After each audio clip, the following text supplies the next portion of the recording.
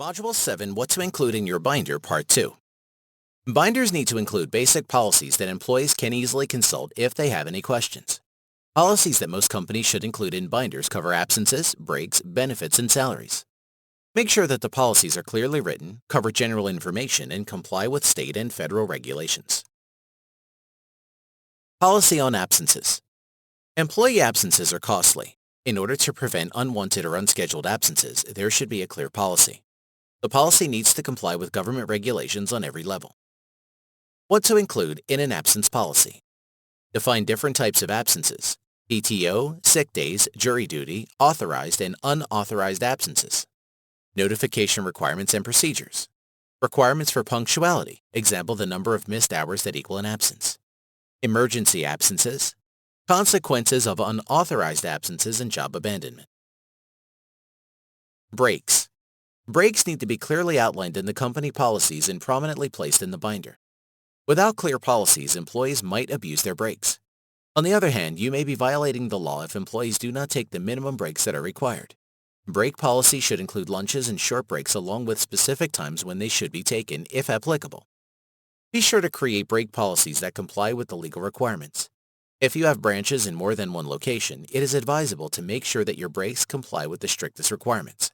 For example, if employees would require 30-minute breaks in one state and 15 minutes in another, give all employees 30 minutes. This provides uniformity in your policies. Salaries. The policy concerning pay and salary must be outlined clearly in the binder. While it will not disclose the salaries of specific positions, the policy should include some basic information. Wage increases based on performance. Cost of living increases, yes or no. The use of timesheets, time cards, etc. Overtime requirements, exempt and non-exempt employees. Pay schedules. Benefits. Employee benefits can be confusing. Explaining the policies that govern employee benefits in the binder will allow employees to answer their own questions and prevent misunderstandings. It should be noted that employee benefits might overlap with employee absences. You must clearly state what makes employees eligible for specific benefits. Benefits to address: group insurance, COBRA benefits, retirement, example 401ks, holidays, leave, educational assistance, development and training. Hank disliked taking breaks. He would only stop long enough to eat his lunch and then begin working again. His supervisor encouraged other employees to emulate Hank's commitment to the job. One of them reported the manager's actions to HR, and Hank was soon notified that he had to take his complete lunch break each day, and his supervisor was written up for discouraging employees from taking their full breaks. Hank and his supervisor realized the error of their ways and began scheduling lunch together 3 times a week. This in turn created a better work relationship between them, and both their performances increased. Module 8, Organizing Your Binder. Once the policies and procedures are completed, it is time to place them in the binder. Organization of a binder is similar to any other document. You must provide a table of contents that lists each section and a list of procedures that each section covers. Once the binder is put together, you need to keep it up to date and make changes as necessary. Create a table of contents. This means the first step that you must take is to gather procedures you developed and organize them into broad sections of information, which we will discuss later. The sections that you have will be listed in the table of contents. Each of the sections will correspond to the tab dividers that you use in the physical organization of the binder. A popular option is to use numbered tabs that correspond with the numbers used in the table of contents, similar to the page numbers used in books. Using numbered tabs rather than named tabs will make it easier to reorganize the binder when necessary. List each section, example accounting. Before organizing the binder, it is essential that you list out all of the sections. The focus of the company will determine what sections you need in your binder, but there are a few common sections that many companies share. Commonly used sections: accounting, HR, contacts, daily, weekly, and monthly checklists, events, IT, calendar. The examples used are not comprehensive, but they provide a useful starting point to help guide you in creating your own binder sections. List procedures in that section. As we already stated, every procedure will fall under a specific section. After you have developed a list of sections, you need to organize the procedures below them. Review the list of procedures to make sure that they are with the correct sections. The tab sheet protectors that divide the sections should have the section as the heading, and the procedure should be bulleted below the section. Make sure that the bullets are in the order of their appearance. This makes specific procedures easier to find. Example, accounting. Underneath, expense reports, profit and loss, payment processing. Keep binder updated with any new changes. Policies and procedures will inevitably change over time. It is important that you update the binder as needed. There are several steps that you can take to keep the binder up to date. Mark the printed pages when you notice that the information is inaccurate. Leave the binder document in a folder that has a shortcut access on the computer. Make the changes to the file and print it immediately. Make the files easy to share with others responsible for it so that the information in the binder remains current. By reviewing the binder on a regular basis, you will be able to ensure that the information being shared is accurate and up to date. Case study.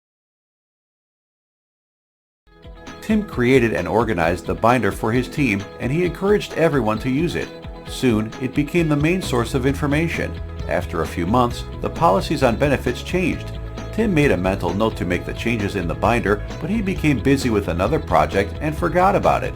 A month later, a colleague used the binder to help schedule his vacation, and he was surprised when he learned that his request was denied because there was a holiday blackout. Tim felt bad about the situation and immediately put time aside to update the binder. He then put in a block of time once a month in his schedule to update the binder so this didn't happen again. Module 9, What Not to Include in the Procedure Guide. We have already established what to include in the procedure guide. Now it is time to address what should never be included in a binder under any circumstances. Much of what needs to be avoided in the procedure guide is common sense. Passwords and any other confidential information must not be included in the binder. Find other methods of sharing confidential information when it is necessary. Passwords. Passwords should never be placed in the binders where they can be easily read. This includes all passwords that may be used regularly, such as email, company portals, passwords to financial accounts, etc. If passwords need to be recorded, they should be stored in a separate folder. Physical folders with passwords should be kept in a separate location from the binder, and any computer files need to be password protected themselves. Only authorized personnel should be able to access the passwords. Determine who needs to access passwords and make sure that they know how to access the information. This list typically includes administrators and people in executive positions. Identify other confidential information via your employer. Companies are responsible for a great deal of confidential information, and they have an obligation to keep this information safe. This includes social security numbers, dates of birth, company credit card information, trade secrets, etc. Like passwords, all confidential information needs to be kept out of all the binders and manuals. Remember, if you have any concern that information you have may be private, do not record it for all to see. It is better to be safe than sorry. Store information in a separate folder outside of the guide. When you must store confidential information, place it in a separate folder.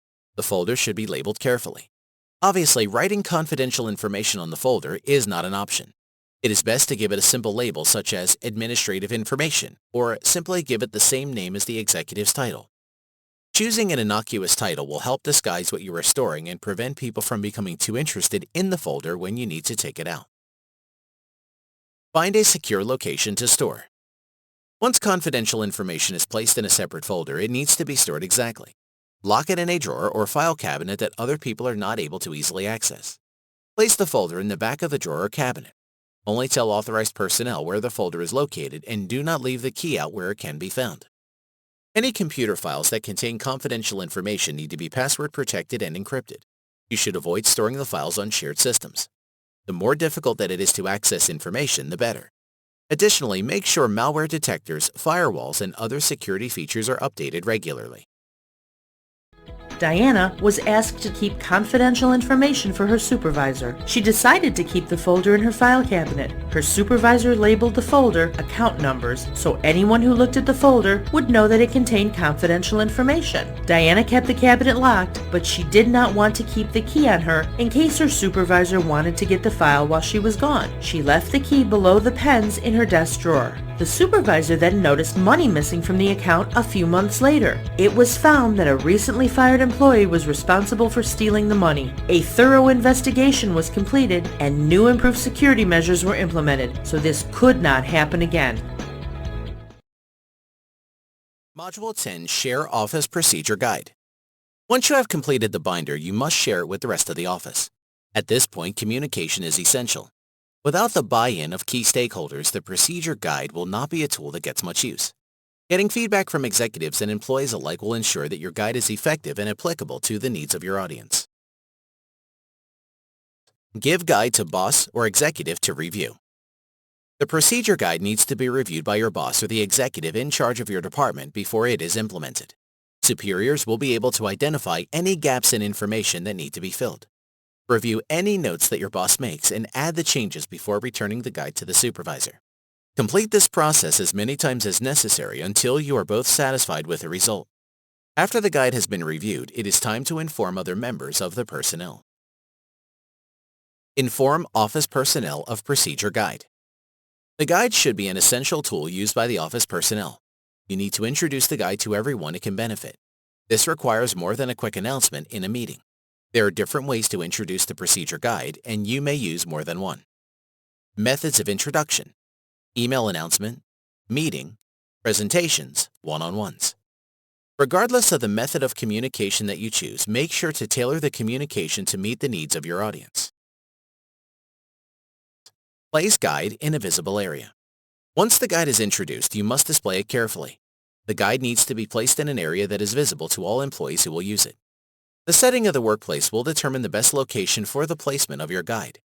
If there is a common area for materials, place the guide in a prominent location in the area. You may also display it on your desk with the understanding that people may use it.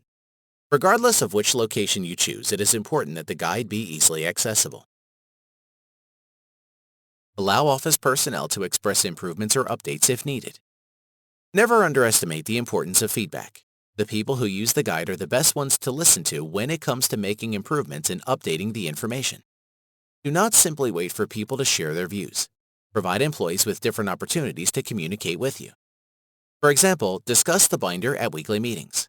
Provide surveys. Bring it up in one-on-ones. Depending on the organization of the company, you may choose to allow employees to update the binder on their own. Brad completed the binder and reviewed it with his boss before displaying it in the break room. He expected to be inundated with questions and comments, but no one seemed to notice the new procedures manual. He brought it up in a meeting and discovered that most of his peers had no idea that the binder even existed. The new procedures had to be postponed until everyone was caught up on them. This also led to a new inter-office communication procedures, so this doesn't happen again. Module 11, Successfully Executing the Guide. The guide must be executed with the same diligence that was used to create it. This requires training, consistency, and communication. Your guide must evolve with the company, so remember to consider new ideas while creating a culture of consistency. Create a 1-hour meeting or seminar for employees. After the guide has been introduced, it is important that employees are trained in how to use it. Extensive training is not necessary. A 1-hour meeting or seminar should be sufficient to explain the guide. There are a few steps that you can take for the meeting. Number 1, establish the outcomes that you expect. Number 2, develop an agenda. Number 3, train the employees. The agenda needs to include the topics addressed, objective, outline with time limits to topic. Adhere to the agenda once the meeting begins to ensure that the meeting stays on course. Stay consistent with procedures. Once procedures have been implemented, it is important that they are consistently followed. There are different tools, such as checklists, to ensure that the procedures are followed. The most important factor in creating consistency, however, is leading by example. If the leaders and people who created the policies and procedures do not abide by them, then there is little motivation for the other employees to do so. Be sure to address inconsistencies as they occur. Do not wait to address problems until meetings or reviews. Make employees aware of any updated changes. Policies and procedures will inevitably change over time, which is why communication is so important. You cannot simply assume that employees periodically read the binder to keep up with changes. You must communicate the changes directly to them using formal and informal methods. Formal methods used to communicate change include email, meetings, and conference calls. Informal methods of communication include lunch, events, and casual conversations. Be sure to use multiple methods of communication to reach as many employees as possible. Keep open to improvements. It is essential that you do not become so attached to the binder you create that you stop looking for ways to improve it. This is also true in every area of life. You need to be open to new ideas and you must maintain a dialogue with other people to hear them. You should go beyond simply using traditional feedback methods to discover ideas. New ideas can be found anywhere. You may hear something in a casual conversation, read something in a book, or hear something on the radio. By always being open to improvements, you will be able to keep the binder relevant and effective. Warren was instructed to implement the new policies and procedures outlined in the work binder. Warren introduced the procedures to his employees and kept the binder in a visible location. The policies and procedures soon slipped his mind and he fell back into old habits at work. Employees decided that the new policies and procedures were not important when they realized that Warren did not follow them himself. Soon, almost everyone chose to work without regard for the new procedures outlined. This led to Warren's team falling behind in production. Once he realized this, Warren had an emergency meeting and stressed the importance of the new policies and procedures. Although this workshop is coming to a close, we hope that your journey to improve and apply the skills that you learned is just the beginning. Please take a moment to review and update your action plan. This will be a key tool to guiding your progress in the days, weeks, months, and years to come. We wish you the best of luck.